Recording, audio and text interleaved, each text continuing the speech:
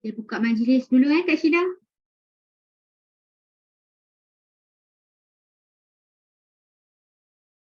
Okey.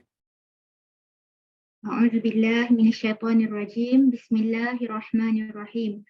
Assalamualaikum warahmatullahi wabarakatuh. Alhamdulillah wassalatu wassalamu ala Rasulillah wa ala alihi wa sahbihi wa man wala. Subhanaka la ilma lana illa ma 'allamtana innaka antal alimul hakim. Rabbi shrah li sadri wa yassir li amri wahlul 'uqdatam min lisani yafqahu qawli. Rabbi zidni ilma. Alhamdulillahillazi hadana li hadza wa ma kunna linahtadiya laula an hadana Allah. Allahumma anfa'na bima 'allamtana wa 'allimna ma yanfa'una wa zidna ilma. Rabbana yassir wa la tu'assir wa tammim bil khair. Allahumma amin. Assalamualaikum Ustaz. Salam. Hari ini insya-Allah kita akan meneruskan pengajian kita kisah ke-18. Tajuknya khilaf tentang kematian kerana ta'un. Kalau sahabat-sahabat yang ada buku, kita boleh rujuk muka surat 88. InsyaAllah Ustaz, tanpa membuang masa, saya menjemput Ustaz untuk meneruskan kuliah pada petang ini. Silakan Ustaz.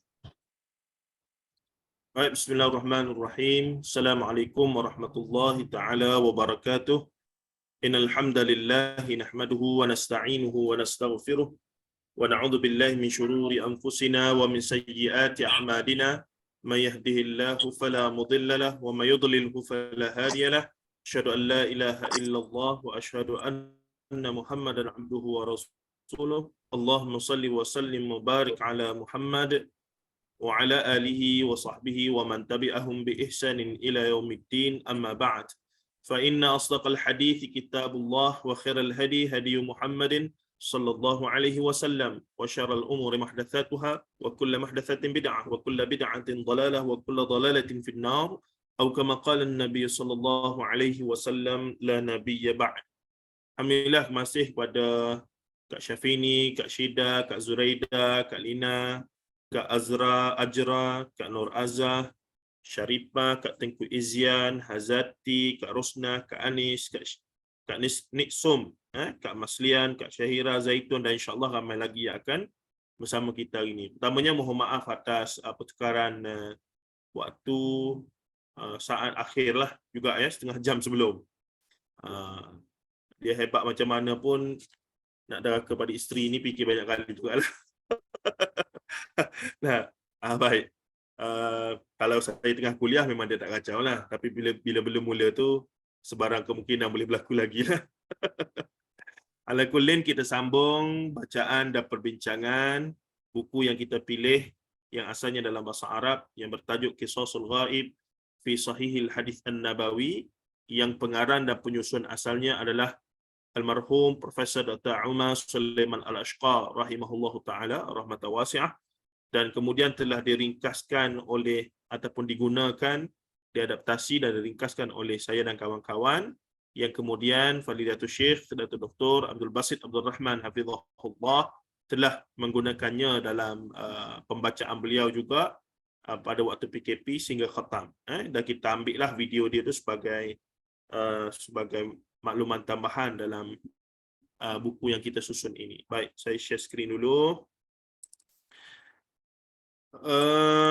Tajuk pada minggu ini adalah, ataupun sesi ini adalah kisah yang ke-18. Mungkin kalau kisah ni tak panjang, kita boleh masuk ke kisah yang seterusnya lah.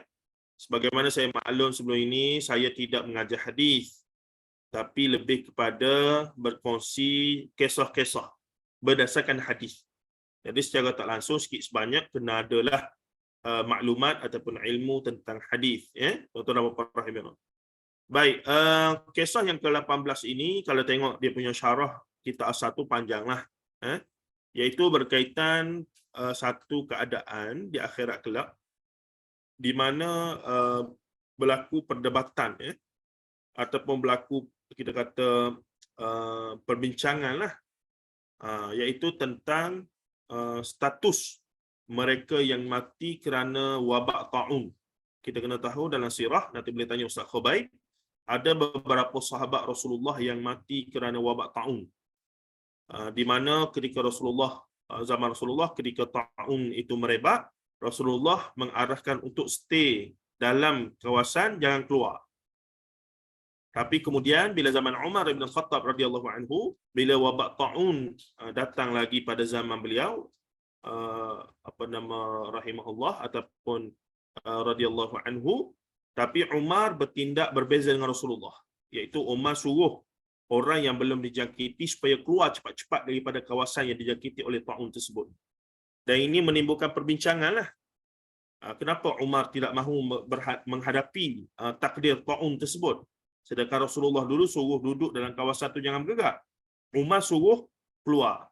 Maka Umar jawab, ini dinukilkan oleh Syekh Said Sabiq dalam buku dia iaitu Al-Aqaid Islamiyah. Dia kata, aku keluar daripada takdir wabak taun tadi kepada takdir yang tidak ada wabak taun. Sebab ia berkaitan dengan dalam bab takdir sebenarnya. Kenapa tak terima saja takdir bila Allah dah tentukan taun tu? Duduklah situ sebab Rasulullah pun buat begitu. Situasinya zaman Rasulullah, bila Rasulullah sebut begitu tu sebab wabak tu dah merebak dengan luas. Zaman Umar, wabak itu baru nak jadi dan ramai lagi belum kena, maka kena cepat-cepat keluar daripada kawasan yang kena, untuk selamatkan diri. Bukannya duduk situ terima saja, dah Allah Ta'ala dah tentukan kena wabak taun, kita terima je lah, tidak begitu. Maka Umar kata, kami keluar daripada wabak penyakit kepada wabak untuk menghindari penyakit. Begitulah takdir penyakit kepada takdir untuk keluar daripada penyakit. Begitu.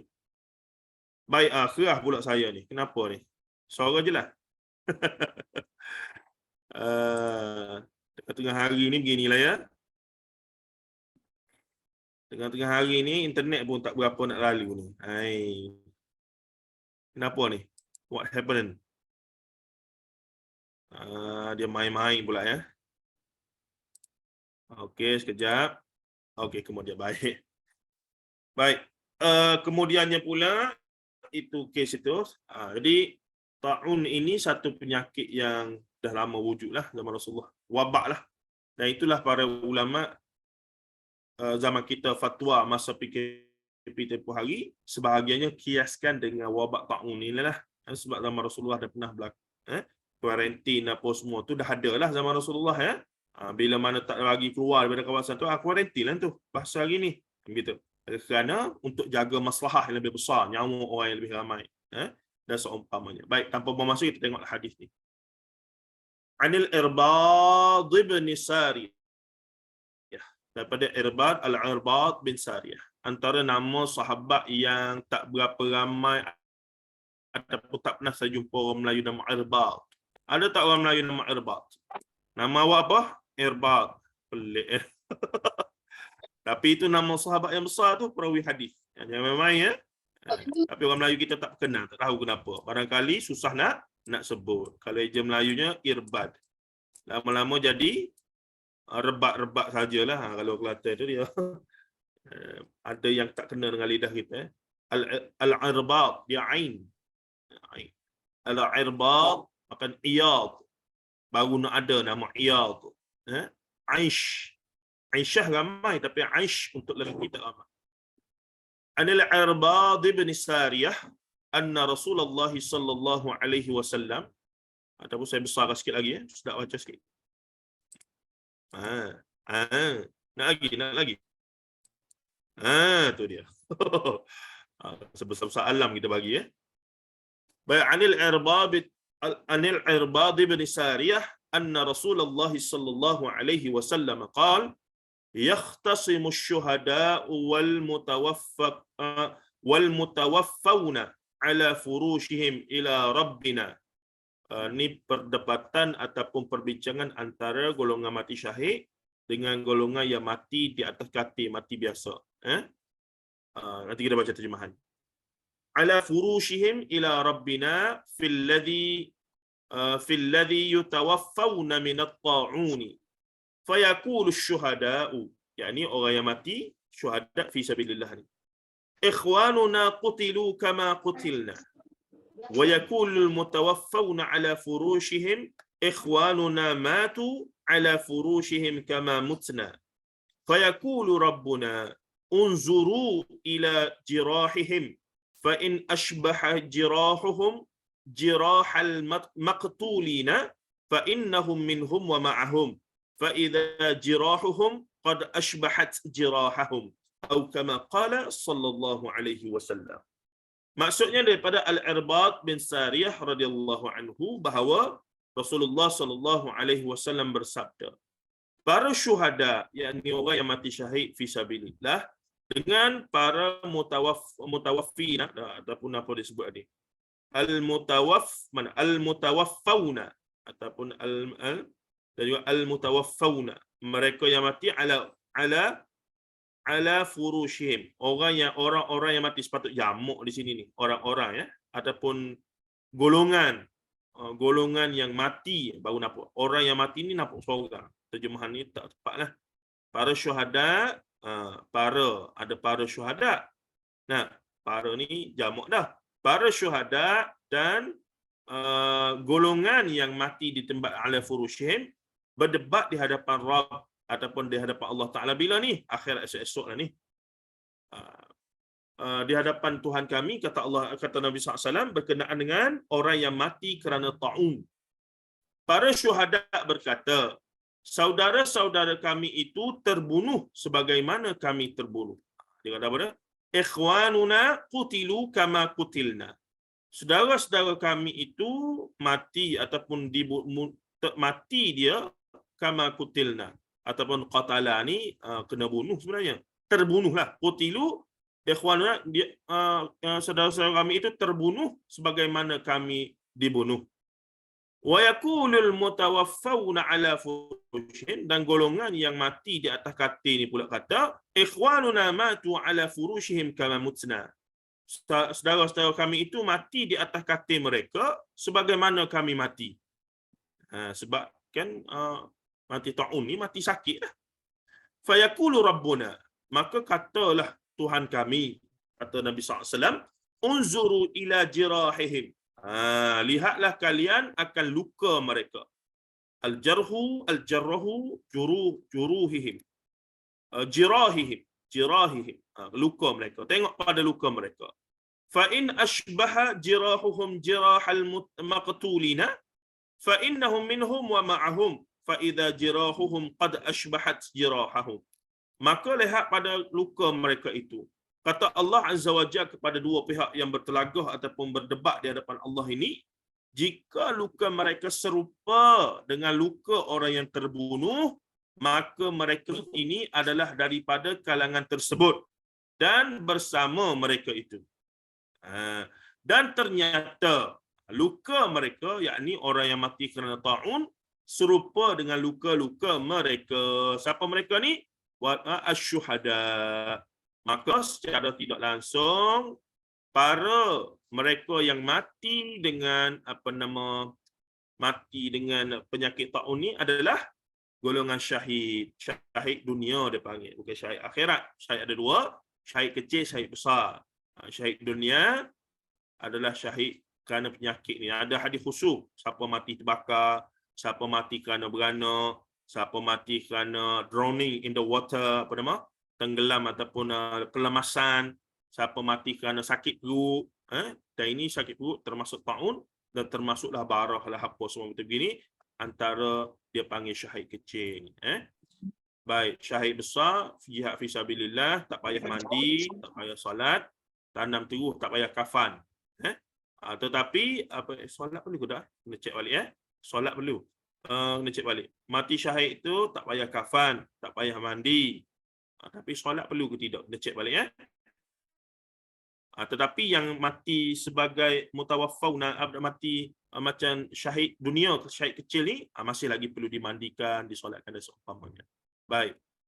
Cuba kita tengok Kak Lina ada ni, tapi dia sibuk tak apa. Saya cuba cari sendiri. Kita stop share dulu di sini. Kita cuba tengok apa dia ya. Kita cuba tengok. Okey, screen ni, share screen. Kita kecilkan dulu. Nak cari apa ni? Silap. Ni kerja saya tadi. Okey. syahid dunia, mufti wilayah. Kuku ada Okey. Ada ni. Okey, adakah mati ketika keluar mencari nafkah dikira mati syahid? Jadi bla bla bla bla bla. Okey, di sini. Sebelum pergi jauh perlu difahami bahawa, nampakkah saya share tu? Kak Safini? Nampak Ustaz? Nampak, okey. Sebelum pergi jauh perlu difahami bahawa syahid itu terbagi kepada 3 jenis mengikut pandangan jumhur ulama. Jumhur majoriti lah. Iaitu yang pertama syahid dunia dan akhirat, iaitu orang-orang beriman yang ikhlas berjuang di jalan Allah untuk meninggikan syiar agama dan mengharapkan keredaan Allah semata-mata serta mati di medan peperangan. Mereka tidak lagi berada dalam keadaan haya mustaqirah, iaitu masih hidup sebelum berakhirnya peperangan dengan golongan musyrikin. Syarhun Nawawi ala Sahih Muslim dan Al-Iqna'.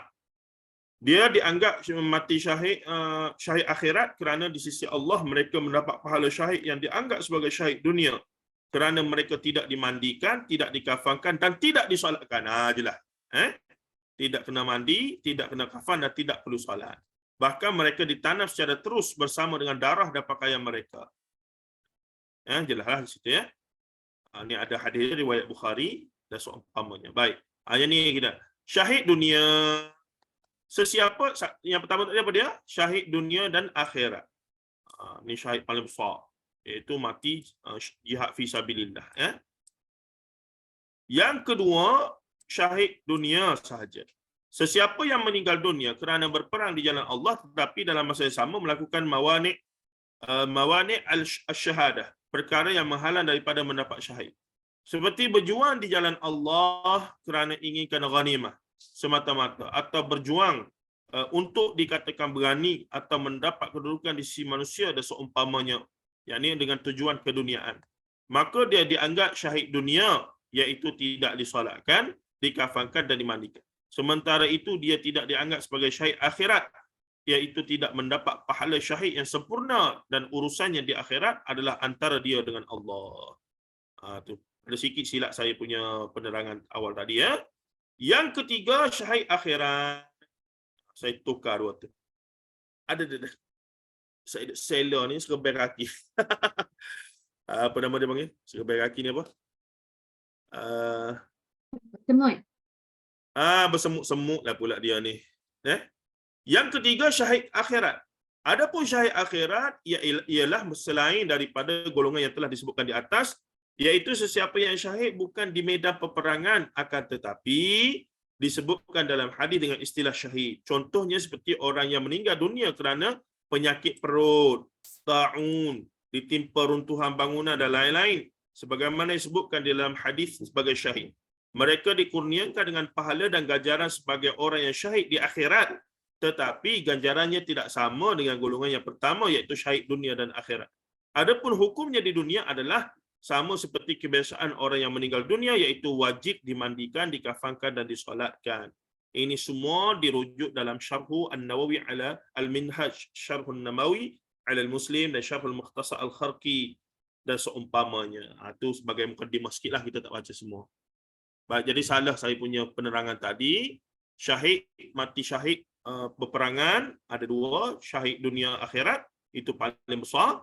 Syahid dunia pula mereka yang syahid di medan peperangan tapi kerana selain daripada Allah lah, kerana nak suruh orang kata dia hebat, kerana nak harta ghanimah, itu urusan dia dengan Allah. Tapi zahirnya dia sama dengan yang mati syahid dunia akhirat tadi. Maksudnya tidak dikafankan, tidak dimandikan dan tidak disolatkan. Tetapi golongan yang ketiga iaitu syahid akhirat sahaja. Dunia ni tak nampak dia syahid lah. Tak nampaklah dia mati kerana dibunuh apa semua tu. Tapi di akhirat dia dapat pahala seolah-olah mati syahid, tapi tak sama. Tetap tidak sama level dengan mati syahid yang sebab hadis sebut syahid. Maka dia syahid akhirat, iaitu orang yang tadilah mati lemas, dihempak bangunan, apa lagi? Banyaklah ibu yang mati beranak dan seumpamanya. Baik. Kita tutup situ, stop sharing, kita balik pada asas. Okey.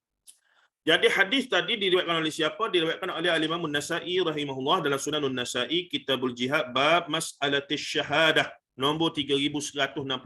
Al-Imam Al-Bazzar meriwayatkan hadis ini dalam Musnad Al-Bazzar jilid 10 muka surat 131 dan memberi komentar terhadap satu hadis ini. Wa hadzal haditsu la na'lamuhu yurwa 'an Nabi sallallahu alaihi wasallam bi hadzal lafzi illa min hadzal wajhi bi hadzal isnad wa isnaduhu hasanun. Dia kata apa dia dengan dan hadis ini tidak diketahui ia diriwayatkan daripada Nabi sallallahu alaihi wasallam dengan lafaz ini melainkan dengan bentuk lafaz ini sahaja melalui isnad ini dan isnadnya hasan. Kemungkinan dari sudut satu lagi hadis ni hadis dia panggil hadis mufrad ya. Hadis yang tunggal jalan periwayatannya. Ini dia punya rujukan di bawah ini. Baik, intipati dan pengajaran hadis yang pertama, perdebatan antara para syuhada dan orang yang mati di tempat tidur dan pertikaian mereka berkenaan dengan mati kerana ta'un. Allah Maha mengetahui bagaimana hakikat perdebatan mereka itu. Kenapa? Akan berlaku di akhirat kelak, bukannya hari ini. Wallahu alam lagu mana, tapi hadis Nabi sebut dan hadis itu sahih, wajib atas kita untuk mengimaninya. Sebagaimana kita beriman Allah itu wujud, tanpa pernah kita tengok Allah lagu mana, tetapi kita yakin. Sebab apa? Bukti kewujudan Allah itu sudah cukup untuk kita beriman bahawa Allah itu maha wujud dan seumpamanya. Baik, yang kedua, antara faedah yang boleh diambil, bahkan kita mengaji dah sebelum ni, neraka dan syurga pun berdebat. Bukan bergaduh lah, maksudnya ada argument between them. Kenapa kamu ni, aku ni orang-orang lemah je masuk, kata syurga. Orang-orang yang hebat-hebat, yang gagah, yang luar biasa semua masuk neraka belaka. Ataupun masuk neraka, begitulah dia, itu bahasa saya lah ya. Bergaduh mereka hinggalah Allah mari selesaikan. Ini hadis-hadis yang termasuk juga hadis-hadis yang orang duk geger mutakhir ni lah, tentang hadis sifat apa semua ni, termasuklah af'al dengan sifat Allah, perbuatan dan juga sifat Allah. Kita tak nak pergi panjanglah ke tersebut. Saya pun tak mampu nak bahas dengan begitu sekali detail dalam, dan kita orang awam pun tak perlu nak tahu sampai tahap tu sebenarnya. Selagi mana keimanan kita terhadap nas itu cukup baik, kita berhentilah di situ. Itu kita kata itu aslam untuk kita lah orang awam ni. Baik, yang kedua, antara faedah yang boleh diambil daripada kisah ini adalah kiasan isu yang sama meskipun situasi berbeza. Dalam kisah di atas, mereka yang mati ta'un dianggap sama dengan mereka yang mati syahid kerana luka mereka sama. Jadi kaedahnya, kalau kesannya sama, kemungkinan hukum asal ataupun kategori asalnya boleh jadi sama. Begitu. Dia kaedah qiyas jugalah tu. Yang ketiga, keutamaan orang yang mati kerana sakit. Sebab itulah contohnya, kenapa dadah haram. Sedangkan dalam Quran hadis mana ada perkataan dadah? Surah Al-Humazah tu tak kira. Macam mana surah Al-Humazah mula-mula tu? Kak Syafiq ni mula-mula dia tu. Wailul likulli humazatil lumazah allazi jama'a malan wa 'addadah. Dia kata ada. Ada. Tu cerita lain tu. Dia bunyi sama, dia kira sama. Ada. Apa nama wailul likulli humazatil lumazah allazi jama'a malan wa 'addadah. Itu 'addadah lain tu. Tidak ada kaitan dengan dadah durjana itu. Itu cerita lain. Baik. Tetapi di sana, implikasi isap dadah, mengambil dadah, penyalahgunaan dadah itu menghilangkan fungsi akal. Dalam maqasidus syariah, matlamat syariah diturunkan ada 5 perkara untuk dijaga. Yang pertama, hifzuddin, menjaga agama. Yang kedua, hifzun nafs, menjaga jiwa ataupun menjaga nyawa. Dan yang ketiga, hifzul aql, menjaga akal. Yang keempat, hifzul muru'ah ataupun maruah ataupun dipanggil keturunan, bukan, menjaga keturunan ni, nasab, hifzun nasab. Dan yang kelima, apa yang kelima? Hifzul mal, menjaga harta. Terutan ni. Jadi mengambil dadah ini apa dia implikasinya? Mula-mula menghilangkan akal fungsi.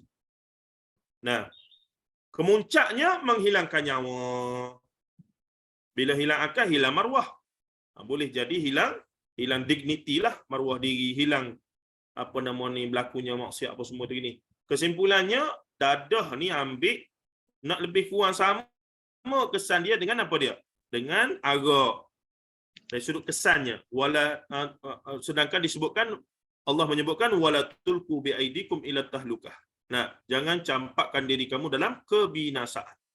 Maka ulama secara sebulat suara melihat isu ini kerana benda tu walaupun tak sebut secara hissi, secara zahir, secara hakikat tak sebut dalam Quran, tapi kerana dia punya qarinah, dia punya elemennya sama dan kesan penggunaan perkara itu sama, maka hukumnya boleh jadi sama.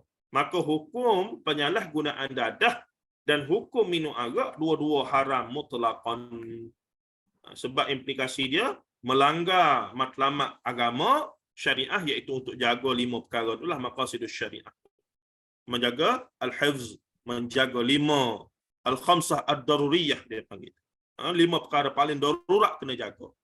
Nah, iaitu nyawa, akal, hifzul nafs, hifzul din, agama, nyawa, akal, sanad ataupun nasab, dan juga akhir sekali harta. Nah, tapi ada ulama datang kemudian tambah lagi dua lagi, kebebasan, hurriyah, hifzul hurriyah dia panggil, menjaga kebebasan. Kita kena takluk, kena jajah, ada. Lepas tu ada lagi tambah hak asasi, hak kemanusiaan. Ada dia panggil al-haq al-insaniyah, lagu mana tu. Tu ulama-ulama mutaakhir lah tambah ulama-ulama maqasid syariah. Nariklah juga kita duk bincang-bincang, tengok, macam-macam lah. Sekadar-sekadar kita tahu lebih kurang lah. Pakar-pakar dia ramai. Yang memang pakar dalam bidang. Tulis buku dah seumpamanya. Seterusnya apa dia? Yang ketiga, keutamaan orang yang mati kerana sakit ta'un dan besarnya pahala jika mereka sabar. Innallaha ma'as sabirin. Dan penuh pengharapan kepada Allah. Kenapa? Kerana mereka tahu semua ini ada nilai apa dia? Kafarah dosa lah. Kesakitan sakarat ditambah dengan sakarat, ditambah dengan sakitnya sebelum sakarat. Semuanya ada nilai untuk mengampunkan dosa. Kafarah ke kifarah? Duk dengar Ryan Bakri ni dia sebut kifarah. Tasbiratul kafarah ke kifarah? Tasbiratul kafarah. Dah. Baik. Segala sakit, hatta kita akan jumpa hadis kalau mengaji Riyadhus Salihin, apa dia? Satu semalu ke?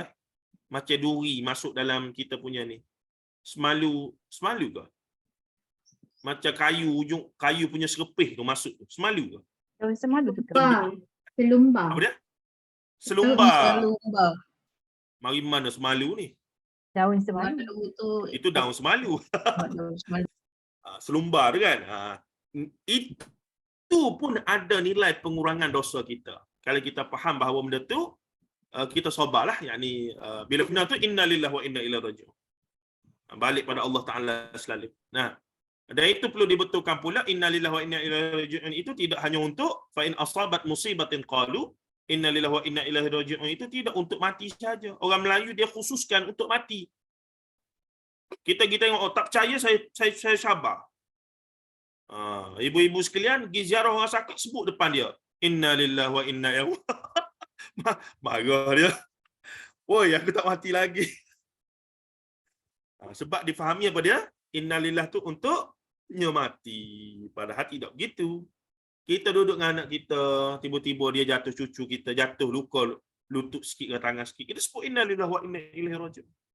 Itu menunjukkan kita ni, apa saja keadaan bila ada musibah kecil besar, kita ingat pada Allah dulu. Itu dia punya itu sebenarnya kan. Gitu. Baik. Kemudian katanya lagi apa dia ni? Wajib untuk tidak keluar dari lokasi yang terkena wabak ta'un Begitu juga masuk ke sana. Dalam konteks perubatan moden, kaedah ini dinamakan kuarantin. Ia bertujuan untuk pencegahan penyebaran penyakit berjangkit akibat wabak ke tempat lain. Hal ini adalah situasi konteks hadis itu pada zaman Rasulullah SAW. Ya. Kita tengok pada zaman Umar, situasinya sudah berbeza. Dan hatta, of course, zaman kita ni pun situasinya lebih lagi berbeza. Kita tak boleh guna semua situasi sama. Sebab penyakit ni, dia sentiasa berbeza-beza ikut zaman, keadaan dan sebagainya. Baik.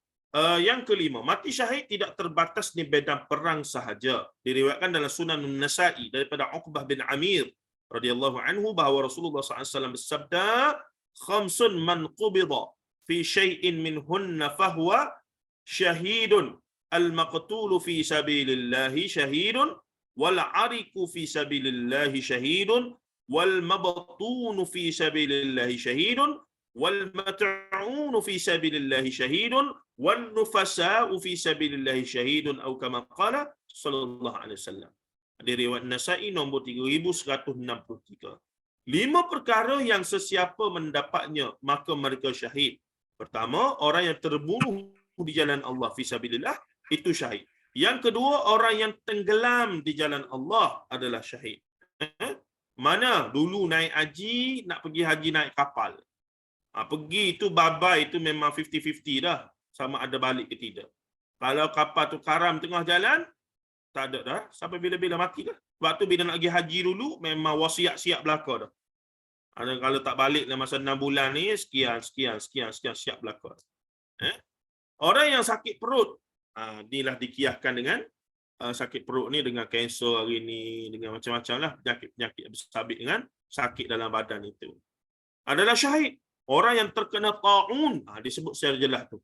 Iaitu wal mat'unu fi sabilillahi syahidun.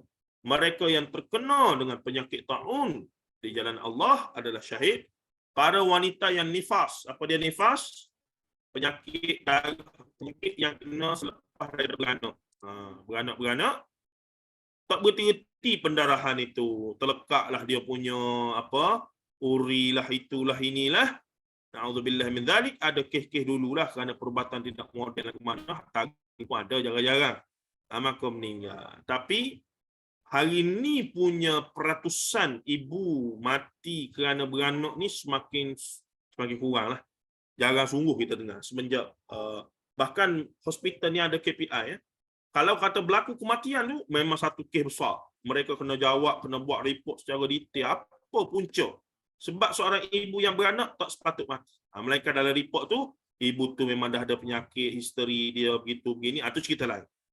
Tapi kalau ibu tu sihat, masuk segar-bugar okey, darah okey, glukos okey, begitu begini, tiba-tiba beranak, ada implikasi tertentu, sama ia adalah kerana kecuaian pihak hospital, doktor dan seumpamanya, ataupun kita tak tahu dia ni ada penyakit awal. History penyakit-penyakit yang boleh membawa maut dan seumpamanya. Itu cerita lain lah. Baik, wallahu a'lam, ringkasan kita. Baik, kisah yang ke-19 tanpa buang masa. Okey, saya tengok dulu lah apa benda ni. Mereka sedang bertanya-tanya di sini ni. Okey, apa ni? Jelas suara, jelas. Ustaz Frozen. Bila saya jadi Frozen? Let it go. Jadi Elsa lah Frozen pula. Ta'un pun ataupun kolera. Ta'un ataupun kolera. Masuk ke Anis ni. Maksudnya penyakit sama. Kolera dengan ta'un ni. Saya tak tahu Kolera, ta'un. Macam mana tu? Siapa ni? Background Betul, Ustaz. medik ni. Ya, Ustaz. Betul. Kolera tu adalah ta'un lah sebenarnya namanya. Nama Ya, saintifik dia. Okey. Betul, Ustaz. Oh, ni rupa parah dia ni. Kak Lina punya kerja ni. Vibrio cholera. Okey. Aduh. Ni hebatnya kita hari ni Tersingkap habis segala alam gaib itu. Adakah mati ketika keluarnya? Okey. Kapal terbang terhempas termasuk juga ke? Termasuk ke tak? Kalau ikutkan kemalangan, kemalangan keluar tu, kalau tujuan tu fisabilillah, tujuan tu nak pergi haji, umrah, nak pergi ziarah anak, nak pergi ziarah, tujuannya untuk menuntut ilmu, tujuannya untuk ni, insya-Allah termasuklah secara umum ya. Baik, soalan di FB, jika kemalangan jalan raya termasuk ke dalam hadis tadi termasuk tidak balik tenggelam di jalan Allah. Kemalangan secara umum termasuklah jika ia tujuannya adalah untuk fisabilillah. Maksudnya kemalangan motor kereta tapi tujuannya untuk pergi menuntut ilmu, untuk menghubungi silaturahim, untuk untuk memenuhi jemputan walimah dan seumpamanya, insya-Allah secara umumnya insya-Allah. Yang meninggal sebab kepala air baru-baru ini, ni termasuk dalam tenggelam. Kalau kata dia tenggelam dalam keadaan dia duduk selamat orang ke, dia seorang yang soleh apa semua, insya-Allah termasuk juga, tak ada masalah. Orang yang sentiasa menyebut lafaz istirja, dia orang yang belajar. Naam, sahih. Orang yang faham besarnya nilai lafaz istirja. Sebab Quran sendiri sebut, Allah Taala sendiri suruh sebut ya. Fa in asabat musibatin qalu inna lillahi wa inna ilaihi raji'un. Maternal mortality review. Ada syarat Ustaz masuk juga sebagai syahid akhirat ni atau ada dosa besar silakan. Okey, of course lah Kak Lina. Kalau ada dosa besar atau dosa muamalah, kita sebut dah qantarah, maka terlekat lagi. Terlekat, bukan tak lekat tapi dia special sikitlah. Dia ada kelebihan sikit kerana dia mati dalam keadaan yang sama namanya syahid walaupun level tak sama dengan orang yang syahid besar fisabilillah. Hatta orang fisabilillah pun roh mereka dalam perut burung-burung hijau yang tergantung di syurga, di lampu-lampu syurga tu, pun mereka tak boleh masuk syurga jika mereka ada hutang. Syahid fisabilillah tu, tapi sebab ada hutang lagi tak selesai, dia hanya boleh masuk syurga bila selesai urusan di qantarah. Sesama dengan bila orang yang dia berhutang tu halalkan, barulah boleh selesai. Ni kita kena fahamlah. Jika mati dan tak ada dosa besar, dosa kecil sahaja itu terhapuskan dan sangat-sangat mudahlah. Tapi kalau ada dosa-dosa besar dan tak sempat taubat pada Allah, tetaplah ada dia punya halangan sikit. Apatah lagi jika dosa besar itu melibatkan dosa-dosa muamalah, individu, kumpulan dan seumpamanya. Lagilah payah sikit. Walaupun tidak terhalang dia punya kelebihan tersebut. Wallahu a'lam. Okey, kita masuklah kisah yang ke-19, iaitu mencipta Tuhan yang batil dan penciptanya masuk neraka, dan ni sangat panjang ya. Hadisnya sangat panjang. Semoga kita sempatlah untuk habiskan pada sesi kali ini. Baik, an Abi Sa'id al-Khudri radhiyallahu anhu anna nasan fi zamani Rasulillah sallallahu alaihi wasallam qalu ya Rasulullah hal nara rabbana yaumal qiyamah. Qala Rasulullah sallallahu alaihi wasallam na'am. Dia tanya boleh tengok ke Allah di hari kiamat esok ni? Manusia-manusia pada zaman Rasulullah telah tanya baginda sallallahu alaihi wasallam sama ada mereka boleh tengok Allah di akhirat kelak. Maka Rasulullah kata na'am. Qala hal tudarruna fi ru'yati asy-syamsi biz-zahirati sahwan laysa ma'aha sahabun wa hal tudarruna fi ru'yati al-qamari lailatal badri sahwan laysa fiha sahabun qalu la ya Rasulullah. Baik.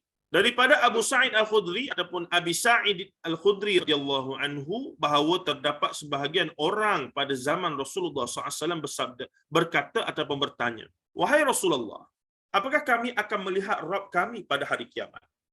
Bolehkah? Hal nara Rabbana? Bolehkah kami tengok Rabb kami pada hari kiamat esok? Rasulullah menjawab, qala Rasulullah na'am. Rasulullah SAW menjawab, ya. Baginda lantas bertanya, apakah kamu semua akan ditimpa bahaya jika melihat matahari pada tengah hari yang cerah dengan tidak ada awan mendung, pergi duduk tengah-tengah padang, matahari awan tak ada, matahari direct, buka mata tengok matahari. Memang tak boleh lah. Memang senoklah mata tu kan. Boleh jadi buta bahkan. Boleh sakitlah, nak jadi buta tu payah juga. Tapi boleh jadi sakitlah dah seumpamanya. Dan apakah kalian akan ditimpa? Ya? Macam mana? Macam mana Kak Lina? Tidak. Bukan Ustaz. Oh bukan? Okay, sorry. Kemudian katanya, ya, baginda lantas bertanya lagi. Apakah kamu semua akan ditimpa bahaya jika melihat matahari pada tengah hari yang cerah dengan tidak ada awan mendung? Dan tanya Rasulullah lagi, dan apakah kalian akan ditimpa bahaya tatkala melihat bulan pada malam bulan purnama yang cerah, tidak ada mendung awan pada malam itu? Mereka berkata, tidak, wahai Rasulullah.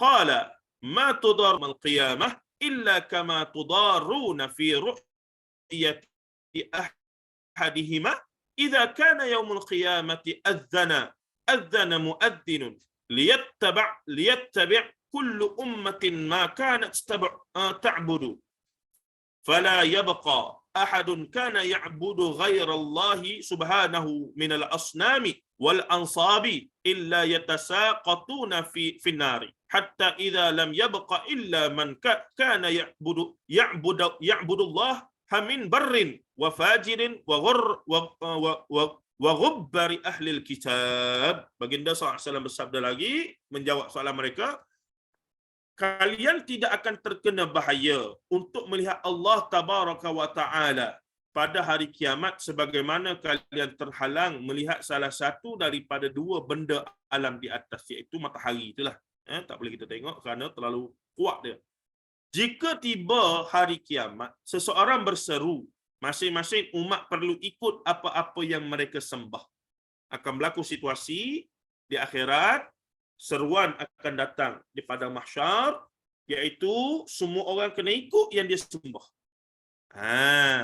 Sehingga tidak tersisa seorang pun yang menyembah selain Allah Subhanahu wa taala kerana menyembah patung dan berhala, melainkan jatuh ke dalam neraka.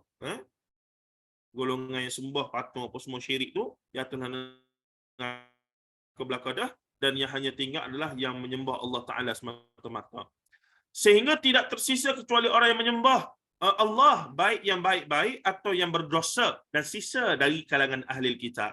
Jadi, tapi kategori musyrik, kafir dah masuk dengan ke belakang. Jadi yang tinggal sama dia ada 3 kelompok. Ni paling besar dan ni paling sikit. 3 portion. Ini siapa? Golongan yang kita kata ashabul yamin, sembah Allah dan juga bakal ahli syurga.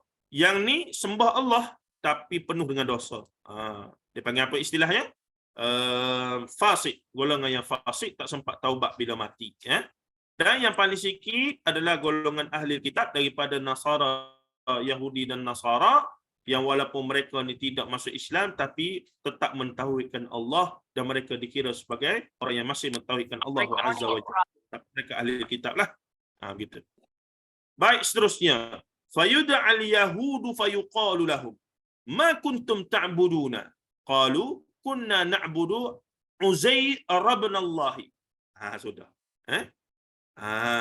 Fayuqalu kadzabtum mattakhadallahu min sahibatin wala waladin famadha tabghuna qalu atishna ya rabbana fasqina fayusharu ilaihim ala tariduna fayuhsharuna ila an-nari ka'annaha syarabun yahtimu ba'daha ba'dan fayatasaqatuna fin nari.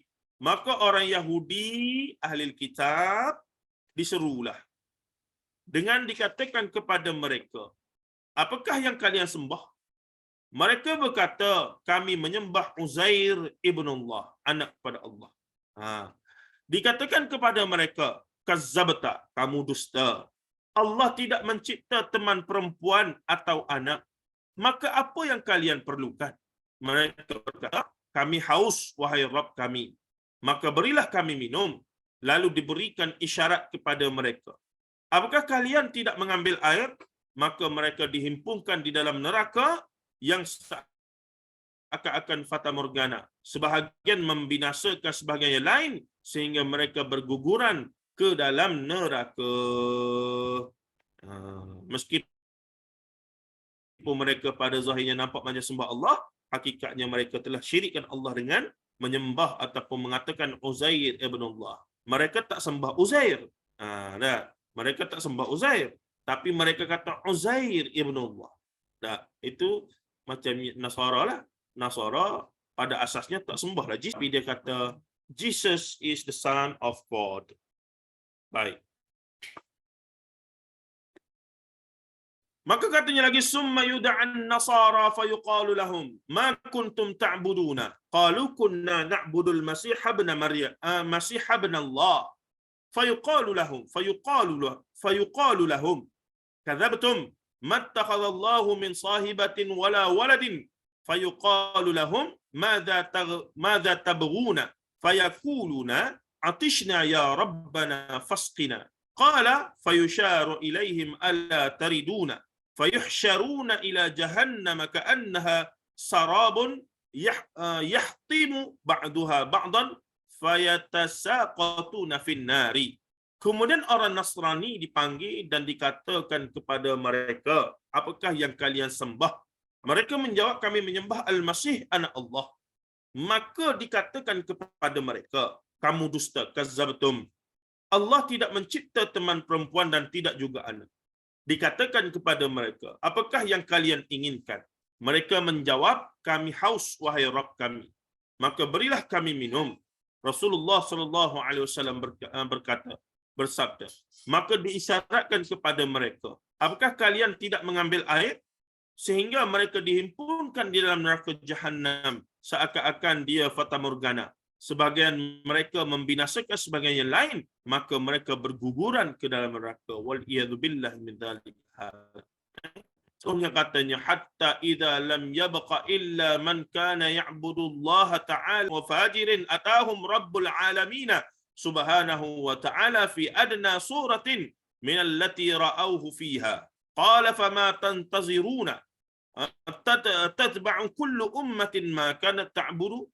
قالوا يا ربنا فارقنا الناس في الدنيا أفقر ما كنا إليهم ولم نصاحبهم فيقول أنا ربكم فيقولون نعوذ بالله منك لا نشرك بالله شيئا مرتين أو ثلاثا حتى إن بعضهم لا يكاد أن ينقلب.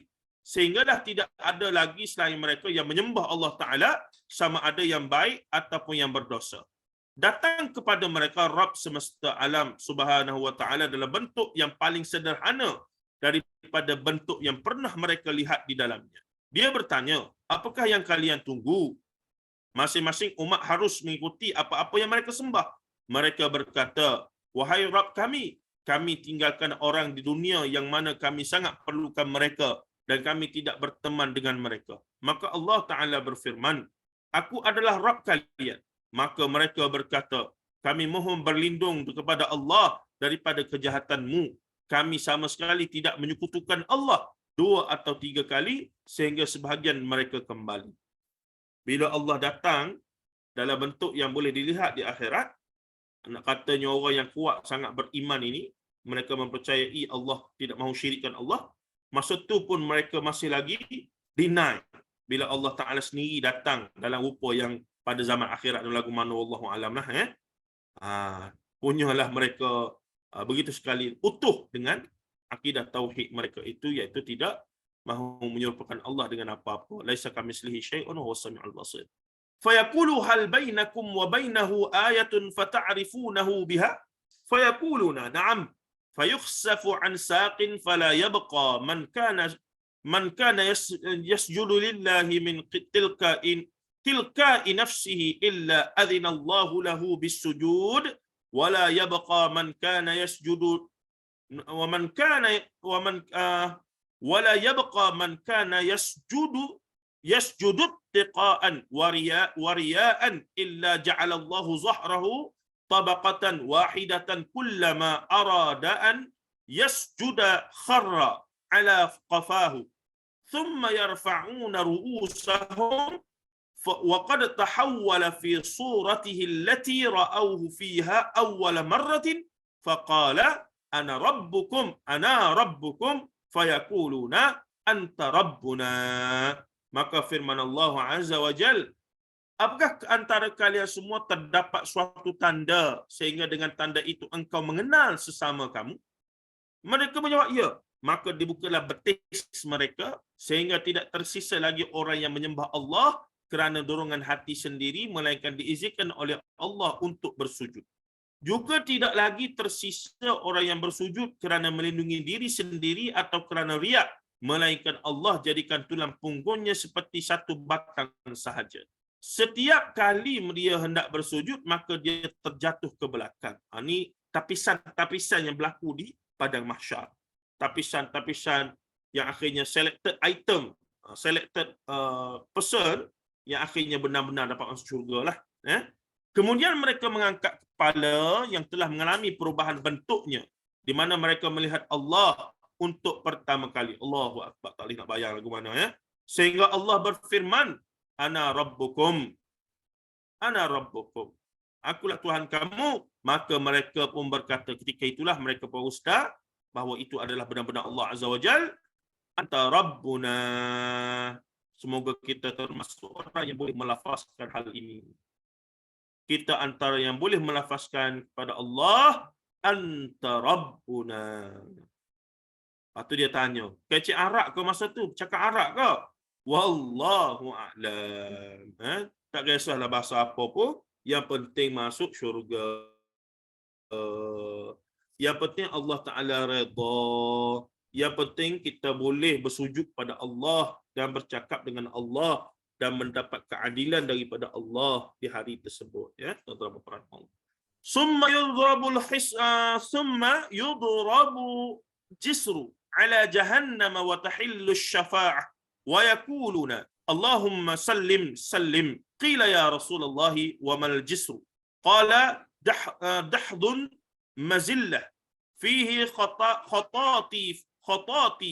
خطاطيف وكلاليب وحسك تكون بنجد فيها شويكة يقال لها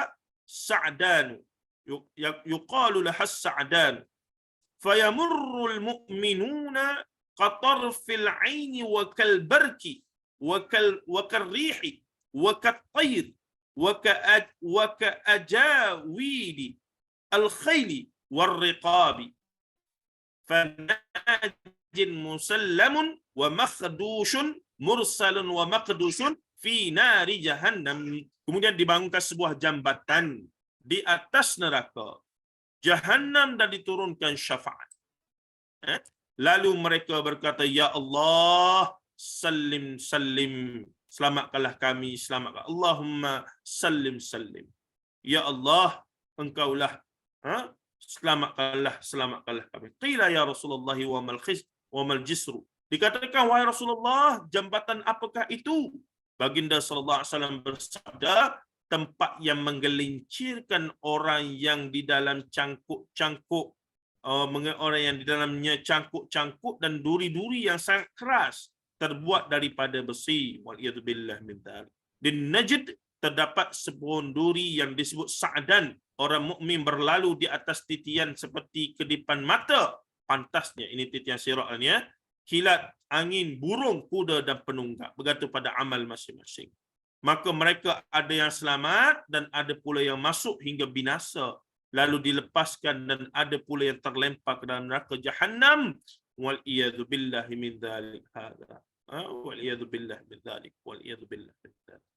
Hatta idha khalasa al-mu'minuna minan nari fawalladhi nafsi biyadih. Ma minkum min ahadin bi ashadda munashadatan lillahi fi istiqsar il-haqqi min al-mu'minina lillahi yawm al-qiyamah li ikhwanihim alladhina fi an-nari yaquluna rabbana kanu yasumu ma'ana wa yusalluna wa yahujjuna fayuqalu lahum akhriju man araftum fatuharramu suwaruhum 'ala an-nari fayukhrijuna khalqan katsiran qad akhadhatin naru ila nisfi saqaihi wa ila rukbatayhi.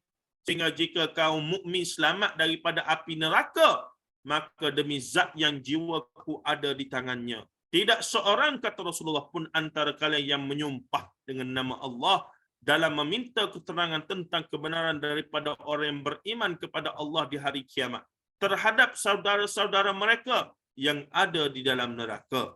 Mereka berkata, wahai Rabb kami, mereka itu berpuasa, salat dan menunaikan ibadah haji bersama kami. Dikatakan kepada mereka, ikhriju, keluarkanlah siapa sahaja yang kalian kenal. Di sinilah kita biasa-biasa yang Ustaz kata, kalau tak jumpa saya dalam surga, tiba-tiba nampak di sini, na'udzubillah min dzalik, maka keluarkanlah siapa yang kalian kenal. Maksudnya kita akan ada memori atas muka bumi yang dibawa ke akhirat esok-esok. Ada memori kita, orang ni kita kenal, orang ni tak kenal, orang ni. Banyak hadis-hadis lain sebut, bila jumpa dalam syurga tegur, bila jumpa di padang mahsyar tegur, bila jumpa situ, ada seumpamanya. Jumpa dalam neraka sama-sama pun, na'udzubillah min dzalik, sama-sama ahli neraka pun tegur, kenal. Sehingga gambar mereka diharamkan masuk ke dalam neraka, yakni surah ni, mereka punya kiasan kepada diri mereka lah. Sehingga mereka mengeluarkan orang banyak yang telah ditelan oleh neraka hingga pertengahan kedua betisnya dan hingga kedua lututnya. Katanya lagi, thumma yaquluna rabbana ma baqiya fiha ahadun mimman amartana bihi fayaqulu irji'u faman wajadtum fi qalbihi mithqala dinaran min khairin fa akhrijuhu fayukhrijuna khalqan katsiran thumma yaquluna rabbana lam nadhar fiha ahadan mimman amartana. Kemudian mereka berkata, wahai Rabb kami, tidak tertinggal seorang pun di dalamnya sebagaimana yang engkau perintahkan kepada kami. Maka Allah berfirman, kembalilah kalian semua, siapa sahaja yang kalian temukan di dalam hatinya ada seberat dinar kebaikan, maka keluarkanlah dia. Kemudian mereka mengeluarkan ramai. Seterusnya mereka berkata, wahai Rabb kami, tidak meninggalkan seorang pun di dalamnya sebagaimana yang engkau perintahkan kepada kami. Qala nisfi dinaran min khairin fa akhrijuhu. Kebaikan di sini kalau ikutkan adalah akidahlah tauhid. Ada separuh kebenaran adapun tauhid kepada Allah Taala, ya. Fayukhrijuna khalqan katsira thumma yaquluna rabbana lam nadhar fiha mimman amartana ahadan thumma yaqulu irji'u faman wajadtum fi qalbihi mithqala zarratin min khairin fa akhrijuh. Allah suruh ahli syurga pergi cari juga dalam neraka mereka yang ada sekelumit kebaikan, mereka yang satu dinar kebaikan, berat dia. Pergi cari lagi ada yang sama separuh daripada dinar kebaikan. Kali keempat suruh lagi pergi cari, gilah cari siapa yang mithqala zarrah, ada hanya sekecil zarah kebaikan, keluarkan dia daripada neraka. Allahu akbar. Tapi kalau kita kata semoga kita lah termasuk orang yang diselamatkan itu, bermaksud kita telah standby nak masuk neraka dulu. Tak boleh lah begitu. Sepatutnya kita menjadi orang yang menyelamatkan. Tapi kalau kita jadi orang yang menyelamatkan, kalau yang kita selamat tu adalah sahabat-sahabat, kawan-kawan kita, ahli keluarga kita, bermaksud mereka kena masuk neraka dulu. Aduh, tak ada. Macam mana ni tuan-tuan? Macam mana tu? Kita tak nak lah. Lagu tu kan? Ke lagu mana? Allahu Akbar, ni cerita yang cukup hebat, ya. Cukup hebat dan cukup luar biasa. Barangkali inilah kali pertama sebahagian daripada kita dengar hadis ni, ataupun sebahagian kita dengar secara terpisah-pisah dan seumpamanya. Saya kerah pula dah ni. Allahu Akbar.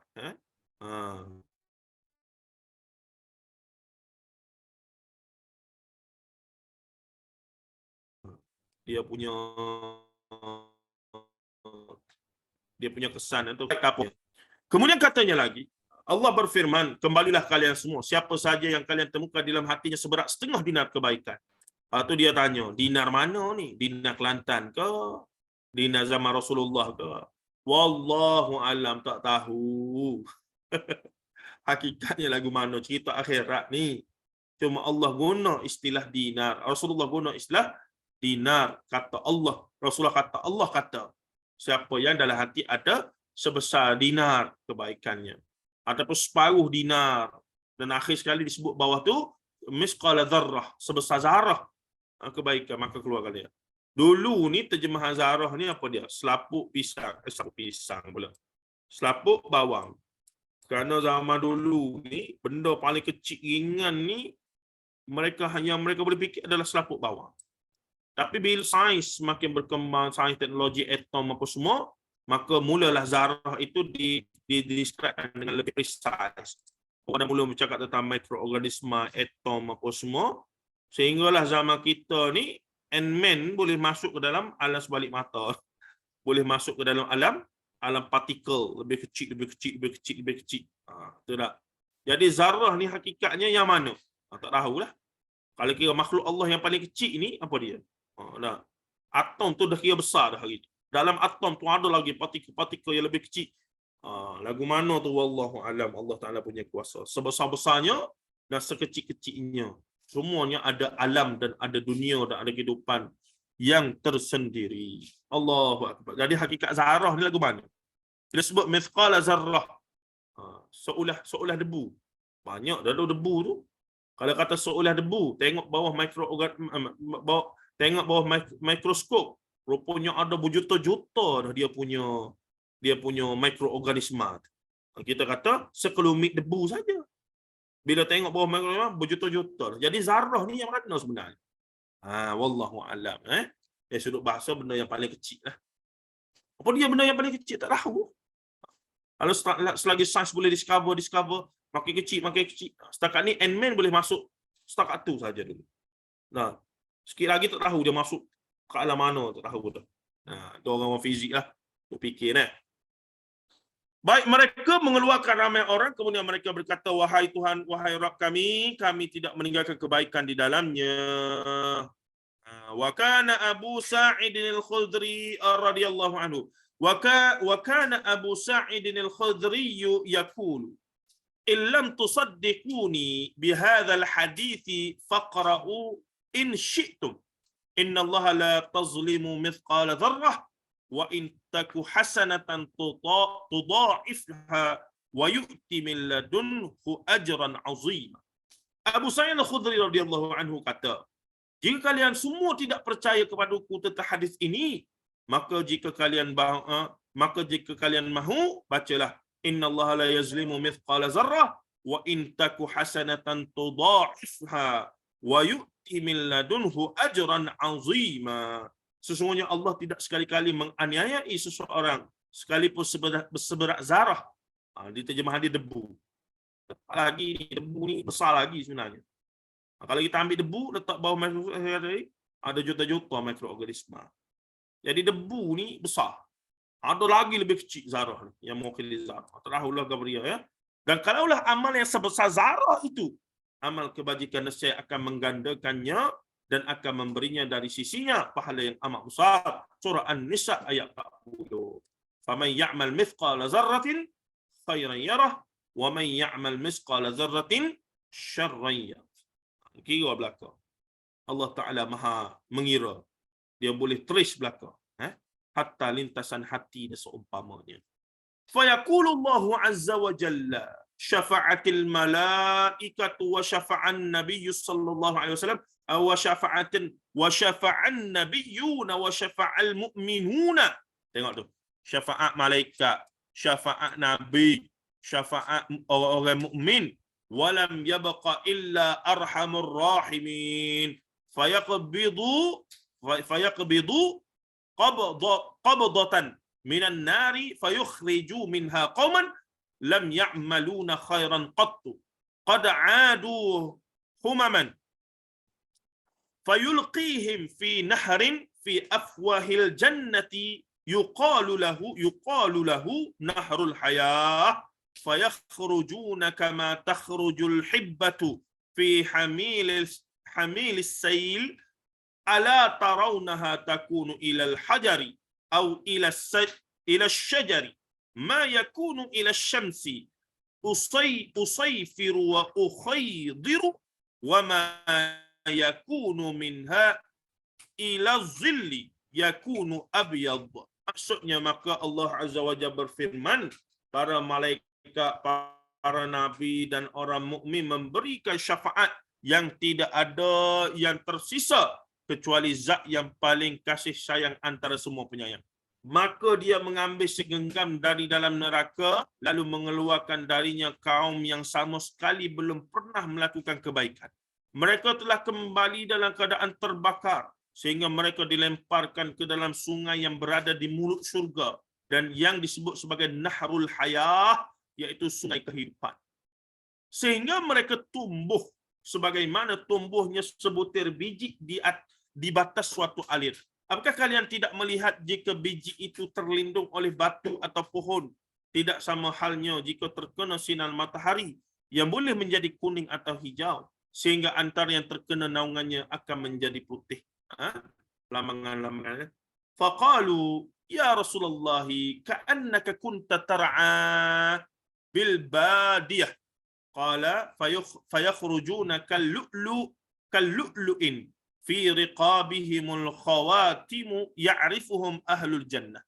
Haula'i utaqa'u Allahu alladhi na'adkhalahum Allahul jannata bighairi amalin amiluhu wala khairin qaddamuhu thumma yaqulu udkhulul jannata fama ra'aytumuhu fahuwa lakum wa yaquluna rabbana a'taytana ma lam tu'ti ahadan minal alamin fayaqulu lakum indi afdalu min hadha fayaquluna ya rabbana ayyu shay'in afdalu min hadha fayaqulu ridaiya wala askhatu alaikum ba'dahu abada.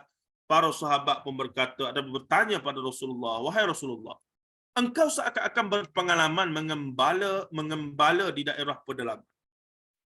Memang Rasulullah berpengalaman lah. Baginda bersabda, maka mereka keluar seperti permata dan pada leher mereka terdapat cap. Mereka dikenal oleh para penghuni syurga. Mereka adalah orang yang dibebaskan untuk dimasukkan ke dalam syurga oleh Allah tanpa amal yang mereka lakukan dan tanpa kebaikan yang mereka persembahkan. Kemudian Allah berfirman, masuklah kalian semua ke dalam syurga dan apa-apa yang kalian lihat adalah milik kalian. Maka mereka berkata, wahai Rabb kami, engkau telah beri kepada kami apa-apa yang belum pernah kau berikan untuk kepada seorang pun di seluruh alam. Maka Allah berfirman, untukmu daripadaku sesuatu yang lebih baik daripada itu. Maka mereka berkata, wahai Rabb kami, apa gerangan yang lebih baik daripada itu? Maka Allah berfirman, redaku, sehingga aku tidak akan pernah murka kepada kalian setelah ini untuk selama-lamanya. Allahu Akbar. Selesailah masalah bila Allah reda pada kita. Reda Allah bermaksud mustahil lagi murka Allah kepada kita. Dan reda Allah dan murka Allah bermaksud rahmat Allah lah pada kita. Dan rahmat Allah pada kita bermaksud syurga Allah lah natijah kita. Wallahu a'lam, kama qala sallallahu alaihi wasallam. Allahu Akbar. Imam Muslim berkata, aku membaca hadis ini daripada Isa bin Hammad Zuhbah al-Misri berkenaan dengan syafaat. Dan kukatakan kepadanya, aku sampaikan hadis ini daripadamu bahawa engkau mendengar daripada Laits bin Sa'ad. Maka dia menjawab, ya. Kukatakan kepada Isa bin Ahmad, Al-Laits bin Sa'ad menyampaikan kepada engkau daripada Khalid bin Yazid, daripada Sa'id bin Abu Hilal, daripada Zaid bin Aslam, daripada Atha bin Yasar, daripada Abu Sa'id Al-Khudri radhiyallahu anhu bahawa katanya, kami katakan bahawa wahai Rasulullah, apakah kami boleh melihat Rabb kami? Ini lafaz Imam Muslim, sanad Imam Muslim. Ya. Rasulullah SAW bersabda, apakah kalian ditimpa bahaya ketika melihat matahari di hari yang cerah? Kami katakan tidak. Lalu aku paparkan hadis ini hingga habis sampai bahagian akhirnya. Ia adalah sama dengan hadis Hafs bin Maisarah. Setelah ucapan itu, dia menambahkan, tanpa amal yang dia kerjakan, juga tanpa persembahan yang dia persembahkan. Maka dikatakan kepada mereka, bagi kalian apa-apa yang kalian lihat, dan seperti itu pula ditambahkan kepadanya. Ni hadis yang panjang lebar. Kalau kita bahas sungguh syarah, boleh dengarlah balik Maulana Asliullah ke siapa. Panjang lebar lah ya. Terlalu banyak maklumat dalam hadis yang terlalu panjang ini. Luar biasa.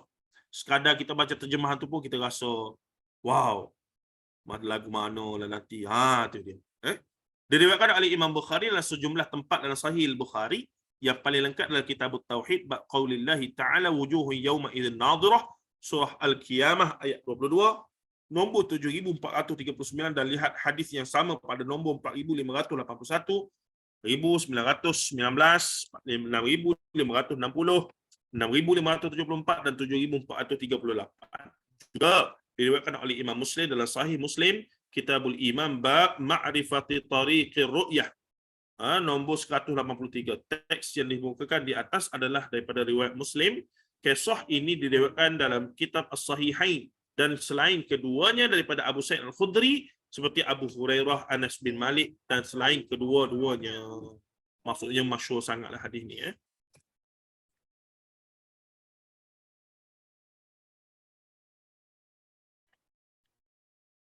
Baik, intipati dan pengajaran kisah ini. Yang pertama, hadis seumpama ini mengisyaratkan secara jelas bahawa orang mukmin akan melihat Rabb mereka pada hari kiamat. Kita kena yakin bahawa kita akan melihat Allah pada hari akhirat. Syaratnya hari akhirat. Syaratnya hari akhirat.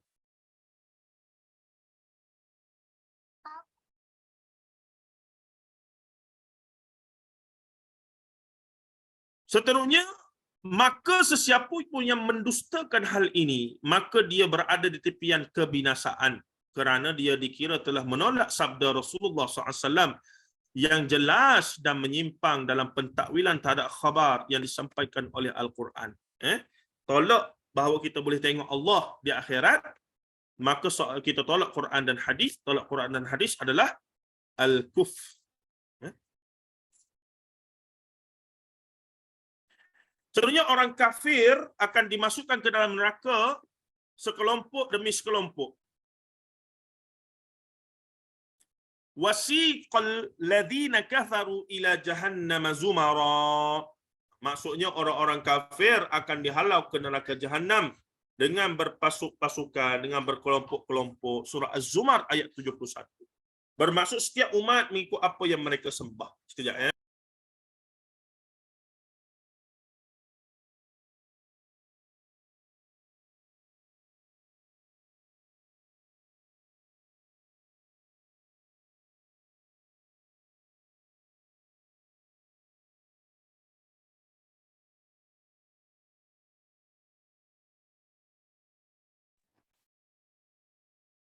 Yang ketiga, dibenarkan untuk membuat contoh perumpamaan dalam memberi penjelasan dan pemahaman. Rasulullah SAW menyerupakan, yakni mengkiaskan di sini ya, penglihatan kepada Rabb Tabaraka wa Ta'ala dengan segala kemungkinan sebagaimana melihat matahari dan bulan dalam keadaan kedua-duanya paling jelas, yakni ketika tidak ada awan di langit. Maka baginda SAW mengumpamakan penglihatan kepada matahari dan bulan dengan penglihatan kepada Allah SWT di akhirat kelak. Baginda sama sekali tidak menyerupakan Allah dengan makhluk. Kiasan itu adalah pada sifat melihat tu. Kita lihat. Bukannya Allah tu adalah matahari ataupun bulan. Waliyadzubillah min dzalik. Baik, seterusnya. Yang keempat, setiap umat mengikuti apa yang mereka sembah. Ketika di dunia, semua orang yang menyembah selain Allah akan mengikuti Tuhan-Tuhan sembahan mereka, Tuhan-Tuhan palsu itu, lalu Tuhan-Tuhan itu menjerumuskan mereka ke dalam neraka. Alangkah buruknya tempat yang dinatijahkan buat mereka. Waliyadzubillah min dzalik. Yang kelima, orang Yahudi dan Nasrani yang menyelewengkan agama mereka, dipanggil dan ditanya tentang Tuhan yang mereka sembah. Allah mendustakan apa yang menjadi pegangan mereka, bahawa Uzair dan Al-Masih adalah anak Allah. Maka mereka dihimpukan di dalam neraka, dan murkalah zat yang maha kuasa itu. Yang keenam, orang kafir diperintahkan masuk ke dalam neraka. Mereka tidak melintah di titian sirat, kerana natijah mereka sudah sangat jelas.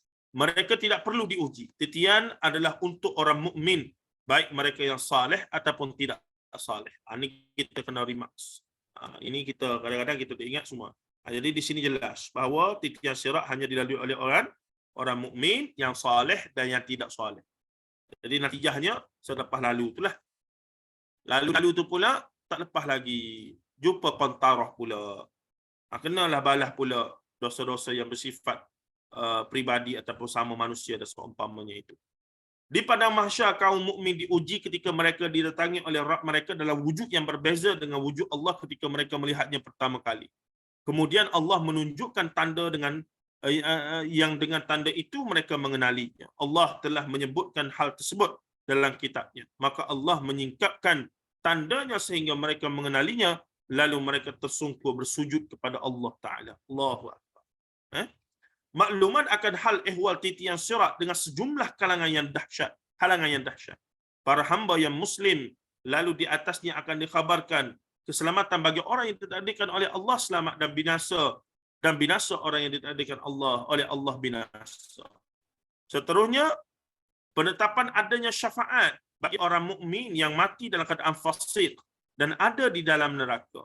Maka para malaikat, para nabi yang boleh bagi syafaat, ya, para malaikat, para nabi dan orang mukmin juga yang memberikan syafaat yang boleh diberikan tanpa kerana izin daripada pemberi syafaat itu, iaitu Allah Azza wa Jalla bagi syafaat, bagi izin untuk mereka bagi syafaat.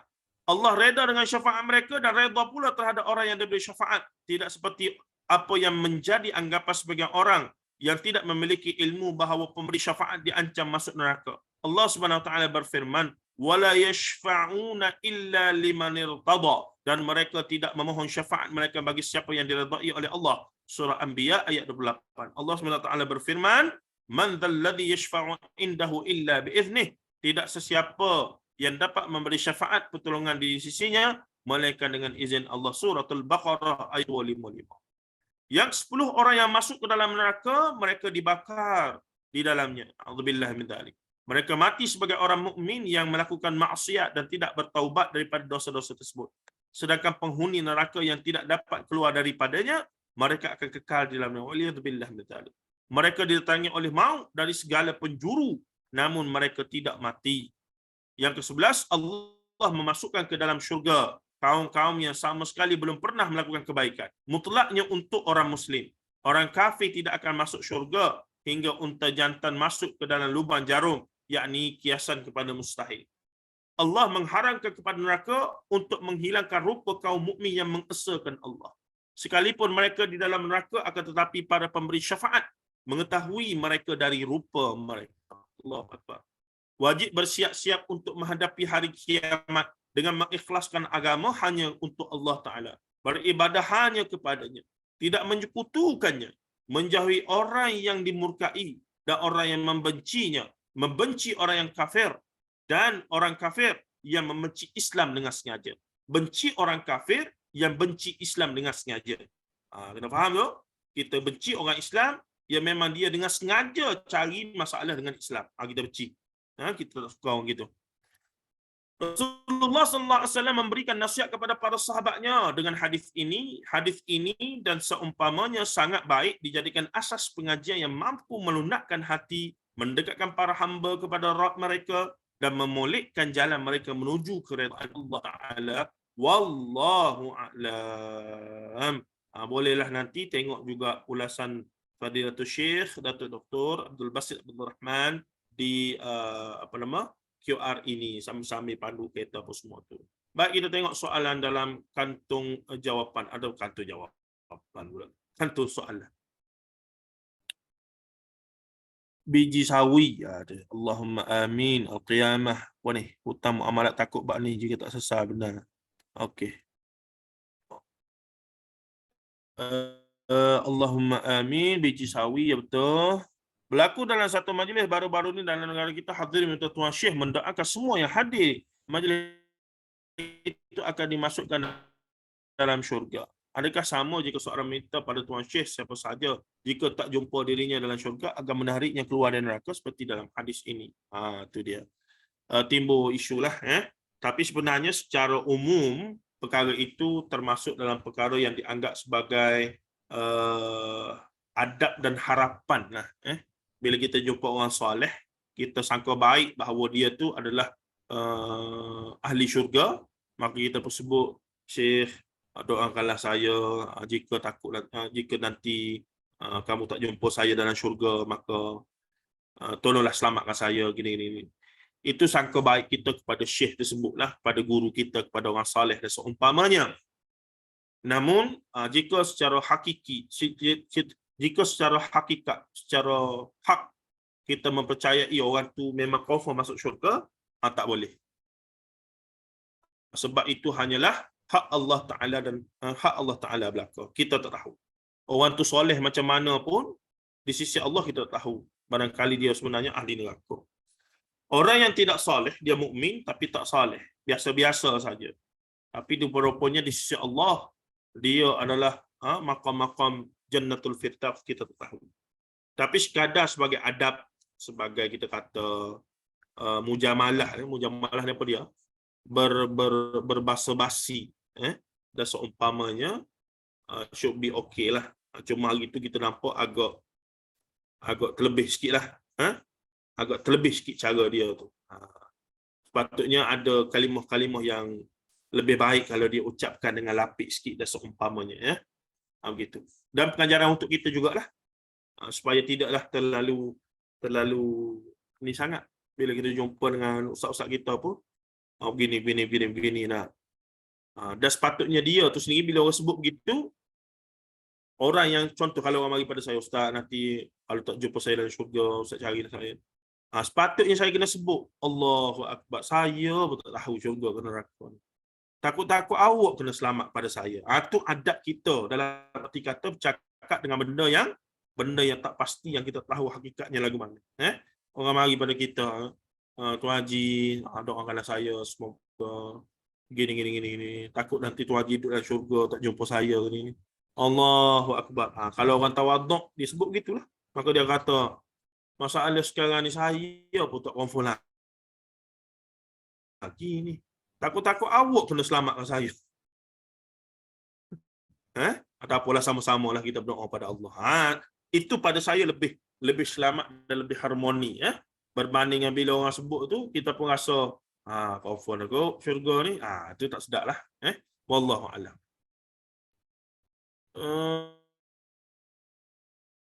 Siapa sebut ni yang panjang, yang cukup luar biasa, yang kalau kita tak baca dalam kelas kita ni, mungkin dalam 30 orang dia tak pernah dengar pun hadis-hadis ni, ataupun kita dengar separuh-separuh tak lengkap. Tapi alhamdulillah pada hari ni kita telah baca dan juga kita telah dengar secara lengkap terjemahan dan pengajaran secara umum. Kalau nak pergi panjang ni, setahun tak habis syarah hadis ni. Sebab setiap baris, setiap babak tu ada dia punya hikmah-hikmah dia. Nak tahu betul ke tidak, kena beliklah Fathul Bari, syarah Sahih Bukhari. Tengok syarah hadis ini dalam Sahih Muslim dan juga Sahih Bukhari. Pasti panjang lebar. Al-Imam An-Nawawi rahimahullah ataupun Ibn Hajar Al-Asqalani rahimahullah mensyarahkan kedua-dua hadis ini. Kedua-dua tukar syarah ni, syarah hadis yang luar biasa ini. Bab ru'yatullah fil akhirah, bab syafa'ah, ada belakang lagi. Bab kumpulan yang menyembah ataupun ikut ketua yang disembah dan pelbagai lagi. Wallahu a'lam. Okey, ada sebarang soalan kah secara verbal ni? Kita berhenti sinilah. InsyaAllah kita masuk ke 20 pada sesi seterusnya. Wallahu a'lam. Kak Syida, Kak Syafini, adakah soalan lagi? Ya, Ustaz.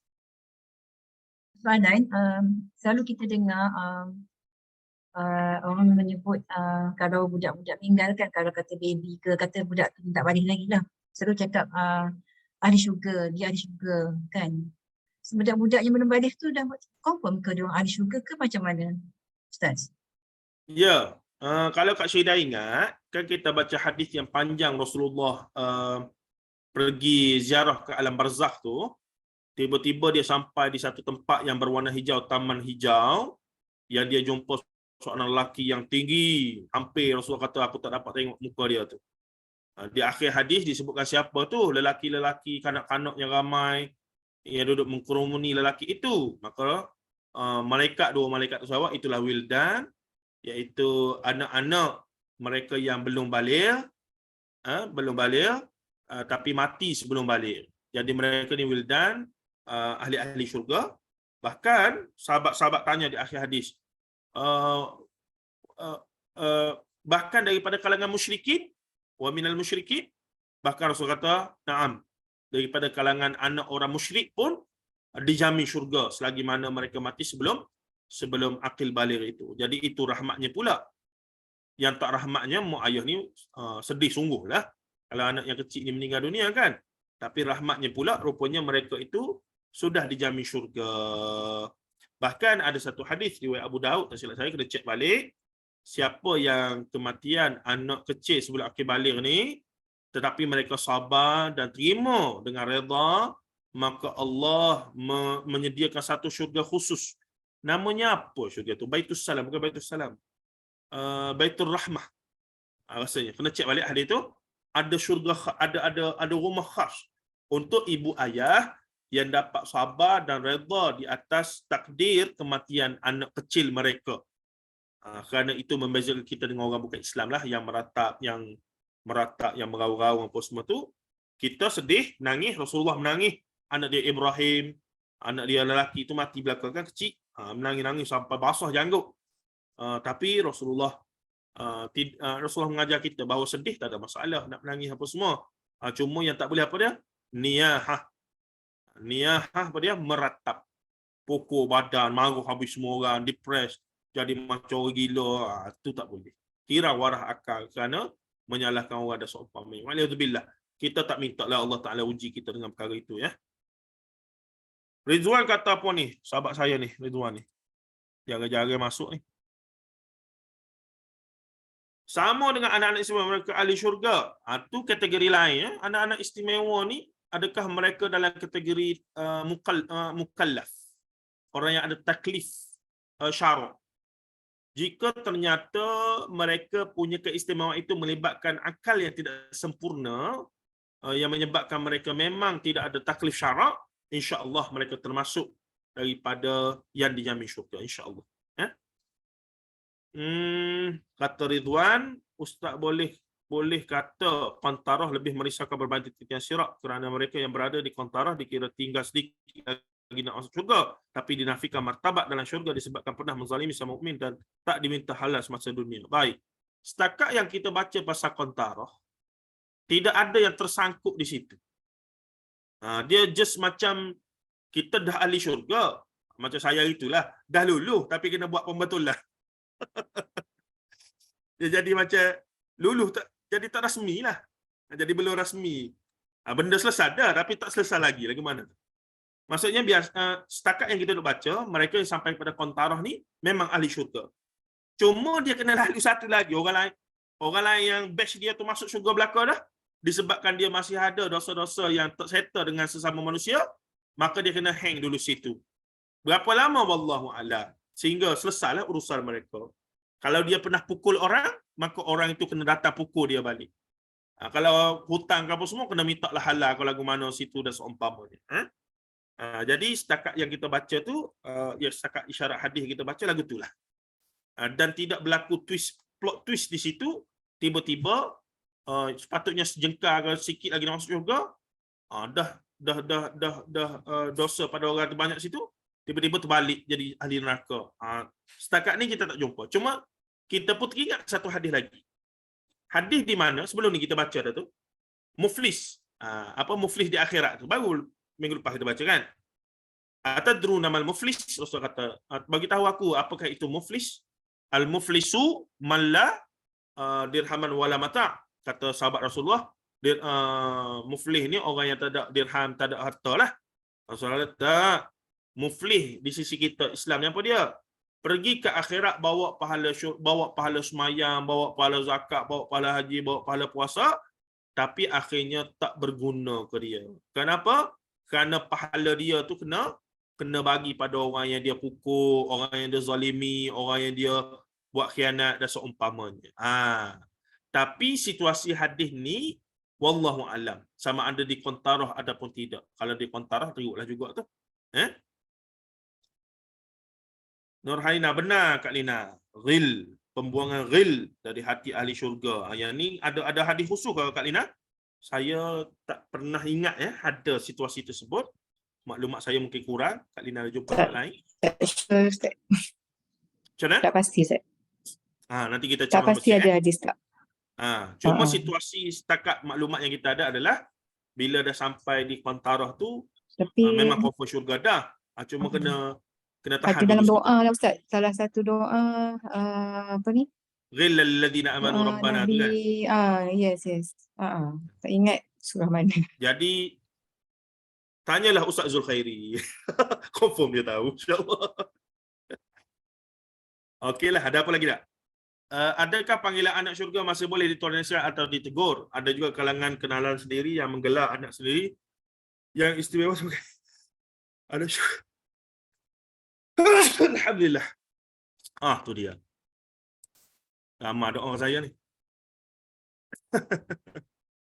Yarhakumullah, yarhamakumullah. Yarhakumullah.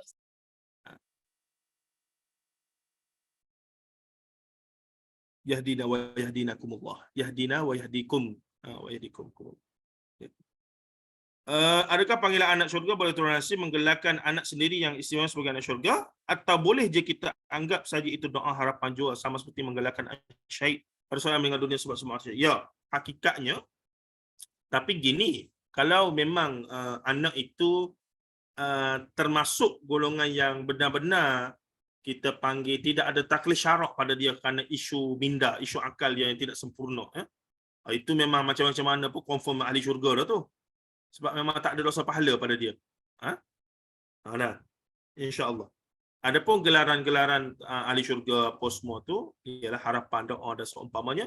Dan pada saya kalaulah memang anak itu memang confirm ada isu dari sudut masalah minda akal dia dan kerana isu sakit dan seumpamanya dan tidak ada taklif syarak pada dia, memang confirm ahli syurga lah tu, lagu-lagu mana pun insya-Allah. Dan wallahu alam, panggilan itu untuk nak sedapkan hati mak ayah ke, untuk nak bagi motivasi ke, untuk nak dia bina kekuatan ke, tidak ada masalah pada saya. Tidak ada masalah. Menurut saya tak ada masalah. Tidaklah kita menetapkan suatu benda yang tak pasti.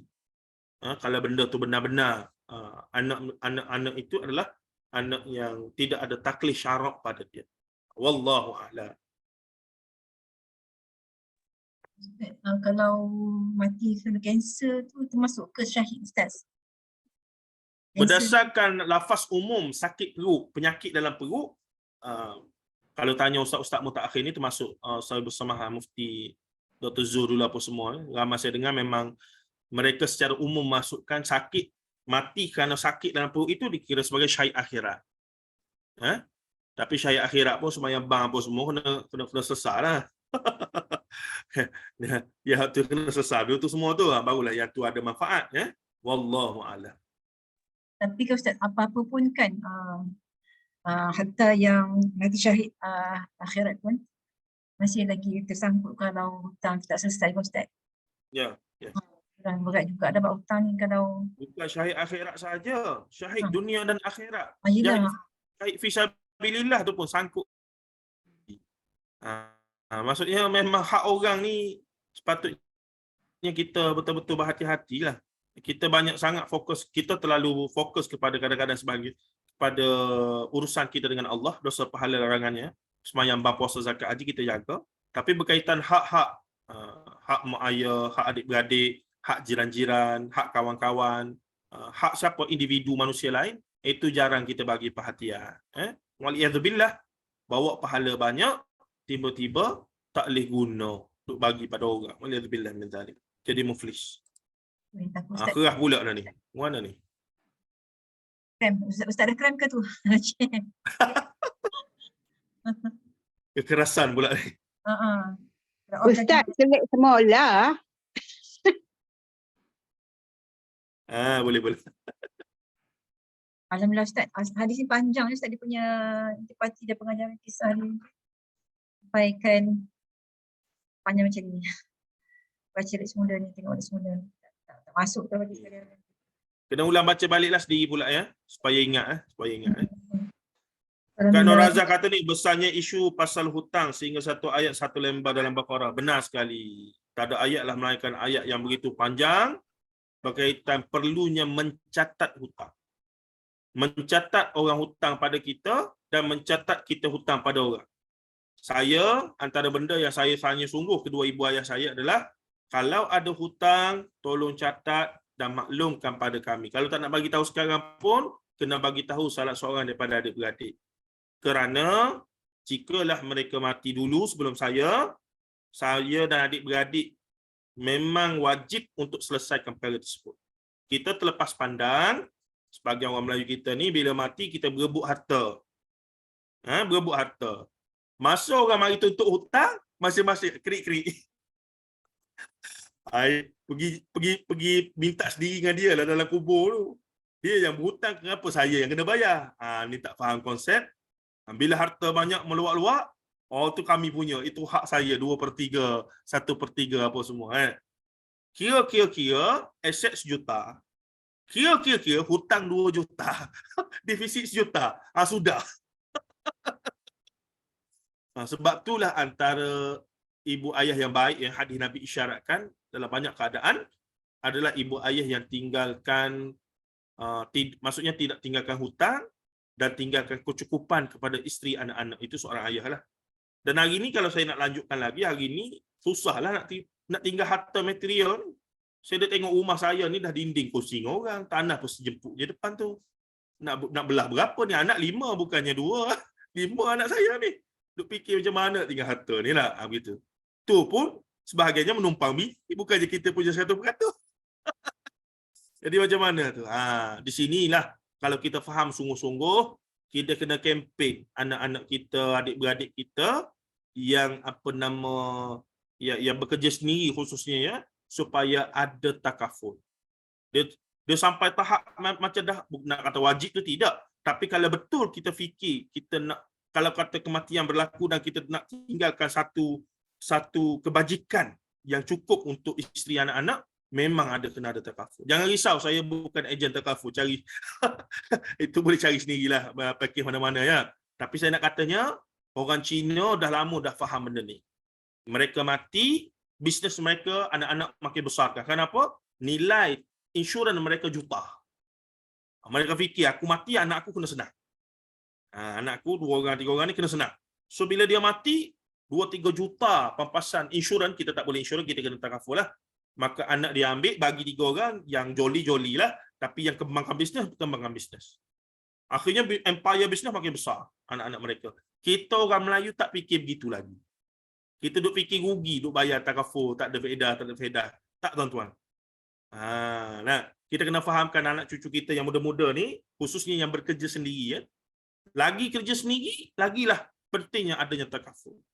Pelik anak-anak lepas ni, kenapa mak aku disuruh aku takaful pula dia? Kena. Bayangkan kalau kematian berlaku dengan apa cara, kita tahu Allah alam. Seorang isteri yang tak bekerja, duduk di rumah sewa, anaknya 5, rumah sewa, isteri tak kerja langsung, tiba-tiba orang bagi tahu suami dia meninggal, accident apa semua. Tak terduduk kawan tu. Tapi kalau berlaku begitu, rupa-rupanya suami ada ambil takaful. Nilainya 50,000, 100,000, 200,000. Tak ke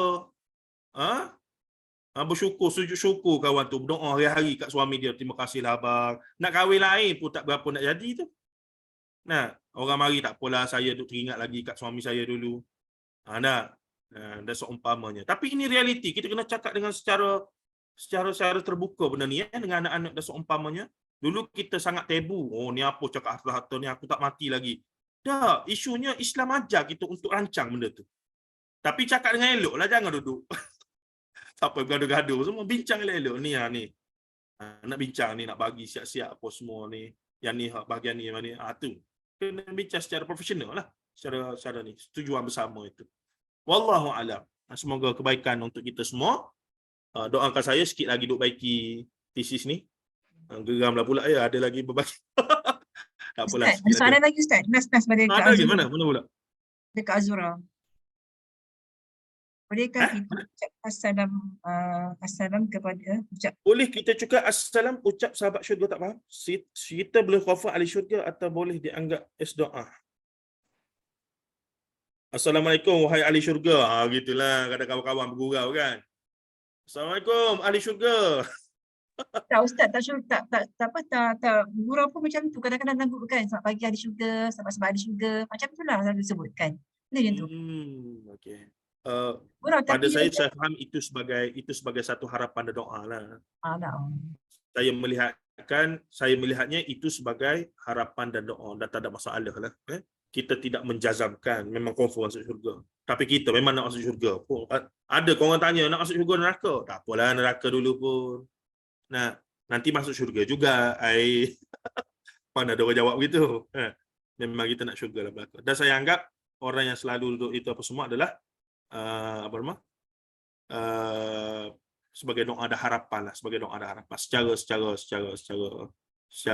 kita kata harapan dan doa semua. Wallahu alam, itu saja. Kak Lina sebut tu pun bagus jugalah untuk lebih selamat lah lebih selamat. Alhamdulillah Ustaz, kita dah sampai ke 14 minit dah ni. Alhamdulillah sikit lagi dah nak masuk asar. So alhamdulillah atas perkongsian pagi petang ni, sebab pada pagi Ustaz. Rezeki kita dah 2 kali kita buat malam dengan lepas kita bayar Rabu pagi kan. So alhamdulillah Ustaz, walaupun macam mana pun kita punya ni masih berjalan lah. Kita punya siri-siri tetap berjalan, tak tersangkut-sangkut lah. InsyaAllah pada minggu depan siri yang ke-20. Ni yang paling takut ni Ustaz. Manusia pertama mendengar cerita pasal kekalahan Ustaz. Boleh reki-reki dulu baca dulu Ustaz. Tajuk minggu depan ni, manusia pertama mendengar cerita pasal kekalahan ni Ustaz. Subhanallah. Ustaz, Assalamualaikum Ustaz. Salam, ya. Ustaz nak tanya. Okey, saya ada pernah jumpalah seseorang ni. Dia pernah cakap macam ni lah. Kalau semua orang sibuk nak masuk surga, siapa yang nak masuk neraka? Dia cakap macam tu. So apa? Jadi macam mana tu? Dia seolah-olah macam bagi dia macam okay, tak apa, masuk neraka dulu, lepas tu kan nanti boleh masuk syurga. Macam itulah dia punya kata-kata dia tu. Jangan risau, neraka tu memang dah ada penghuninya. Abu Jahal, Abu Lahab, Firaun apa semua tu dah penuh dah. Dia tak baca hadis yang kita bincang tempoh hari. Neraka ni dia punya lapar. Bila sombak orang masuk dia duduk telan-telan orang masuk neraka tu, dia tak puas, dia nak lagi sehingga Allah Ta'ala sendiri kena stopkan dia punya appetite, dia punya hunger. Jadi tak wajarlah perkataan-perkataan begitu ya. Tak wajar dan kurang beradab sebenarnya, dan walaupun dia bergurau apa semua, memang tak patut lah. Memang tak patut pada saya sangat dia bergurau lah. Saya faham kalau dia serius, something wrong somewhere lah dengan dia ya. Kalau dia serius bahawa tak apalah, masuklah neraka dulu kenapa nak sibuk masuk syurga semua, neraka pun okey juga. Something wrong somewhere lah orang macam tu ya. Walhamdulillah, semoga kita tak macam tu. Dan kalau dengar orang cakap macam tu, kita nasihat dengan baiklah. You ni janganlah macam tu. Nah, ataupun kalau nak rare lagi macam mana? Nak rare lagi. Kalau masa tu kita ada lighter ke apa semua, kita jolok dengan tangan dia tu. Mayolo ni. Macam mana? Dia pun mestilah, panas lah. Ni pun you tak boleh nak tahan, duk cakap nak masuk neraka. Jaga. Tapi memang bad joke lah. Really bad joke. Kita. Wallahu a'lam. Semoga kita tidak begitu. Alhamdulillah, kita pun sudah sampai ke penghujungnya. Kita endkan sesi kita petang dengan lepas tasbih kafarah dan juga surah Al-Asr. Ustaz silakan. Subhanakallah bihamdika asyhadu an la ilaha illa anta astaghfiruka wa atubu ilaika wal 'asri inna al-insana fi khusr illa alladhina amanu wa 'amilus shalihat wa tawassaw bil haqqi wa tawassaw bis sabr. Assalamualaikum warahmatullahi. Saya mohon keluar dulu. Nak bersiap Okey, assalamualaikum. Waalaikumsalam warahmatullahi wabarakatuh Ustaz. Terima kasih Ustaz. Assalamualaikum. Waalaikumsalam warahmatullahi wabarakatuh. Wassallallahu ala sayyidina Muhammadin wa ala alihi washabihi ajma'in. Walhamdulillahirabbil alamin. So kita sudah sampai penghujung. Terima kasih semua sahabat-sahabat. Alhamdulillah. Sedikit lagi kita masuk asar. Jom kita siap-siap untuk solat asar. So terima kasih semua atas keberadaan sudah. Ya Kak Anya, jom kita. Terima kasih semua. Terima kasih. Assalamualaikum warahmatullahi wabarakatuh semua. Assalamualaikum ya sahabat surga. Tahu ke tidak? Bersama. Terima kasih. Ya, sudah. Terima kasih. Bersama. Terima Sama-sama. kasih kerana saya mengimpakkan. Ya sudah. Hadiah untuk Kak Ayah. Kak Ayah jangan pergi kelasnya. Okey. Alhamdulillah. Alhamdulillah. Dapat saya menimba ilmu lagi. Alhamdulillah. Ya. Baik. Okay, Assalamualaikum semua. Jumpa lagi insyaAllah. Waalaikumsalam warahmatullahi wabarakatuh. Waalaikumsalam warahmatullahi wabarakatuh. Sudah jangan lupa ya, Ustaz Nazri pukul 10 pagi insyaAllah. Terima kasih semua. 10 ya? Ya. Pukul 10? Ya, pukul 10 Kak Ayah ya. Okey, baik. Assalamualaikum. Ya, waalaikumsalam warahmatullahi wabarakatuh.